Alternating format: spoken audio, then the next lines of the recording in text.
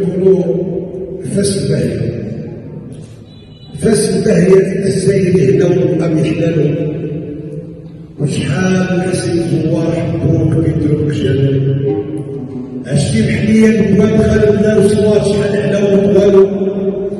ويا كتبوا فيك يا فاس من الصغار وصدوا وحكموا وقالوا، وغنوا عليك قصايد الدار وتفنن كل منشد والو. ماك صافي زلابي استعميك معاني كسالو، بنسمعو صلاة وانت كيفكر وسمح احتلالو، وبدا القويين يخشع الروح والقرآن وتتالو، وسوايع الشمس الوقت منعوت ليك طول النهار خيالو، ومن يرجع لك رحمة ربي يا فاس الخير كثير نالو، ومن عنده حاجة فرح مولاي ادريس استقبالو، يشعل شمعة الضريح اللي تشمعة ويحطيه لا يطفالو، والكبسة جنان السبيل والنهارة وما هو فيه الظل، دبشتو الزرقاء الباهية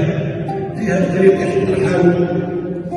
وباب الساكنة الحاجة وراس الشهد عليها وما زالوا،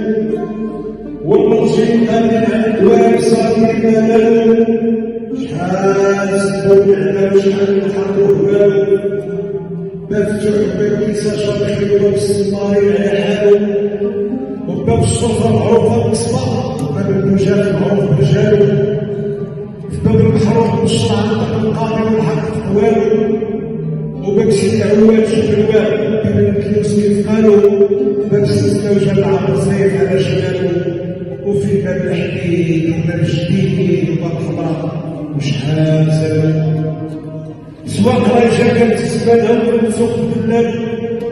وحمامات وحلاح الباب من خشب الحمام كنتو تستاهلوا،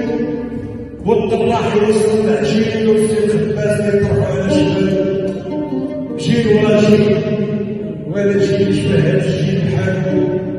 خوار ومشيان ماتوا وبقاو مع القرون طالع والو، الفاسي والفاسي الحكمة والدين والكيرة ببالو،